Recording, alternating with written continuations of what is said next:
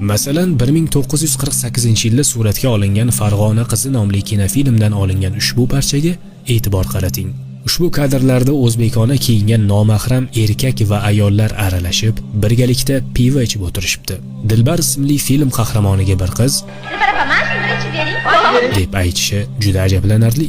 Qahramon qiz deganidan keyin hamma qadahlarni urishtirib, pivani ichib olishadi. Keyin Dilbar yonida turgan boshqa bir qizga qarab, "Mana buni ichib bering" deydi. Savol paydo bo'ladi. Nega hamma bir-biriga pivo ichirishga bunchalar harakat qilmasa?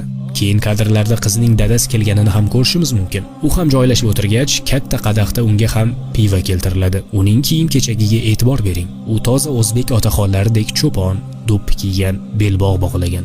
Atrofda ham o'zbekona kiyingan yigitlar va qizlar birgalikda pivo ichib xushchaqchaqlashib o'tirishibdi. Bularning barchasi nega suratga olingan? Shubhasiz bu o'zbek xalqini o'z dinlaridan uzoqlashtirish, millatni buzish hamda ularning aql-xushlarini o'g'irlab, ichkilik ichadigan, mast bo'lib o'zini yo'qotadigan insonlarga aylantirish uchun edi. Agar xalqqa mast qiluvchi ichimlik bersangiz, ular o'zligini unutishadi. Bosqinchilarga muammo keltirib chiqarmaydigan, o'z muammolariga o'zlari qorishib yotadigan bo'lishadi. Shu sababdan Sovet hukumat ham o'zbeklar ongini mast qiluvchi ichimliklar orqali egallab olish uchun o'z filmlarida shunday propaganda lavhalarini ko'plab yo'lga qo'yib kelgan.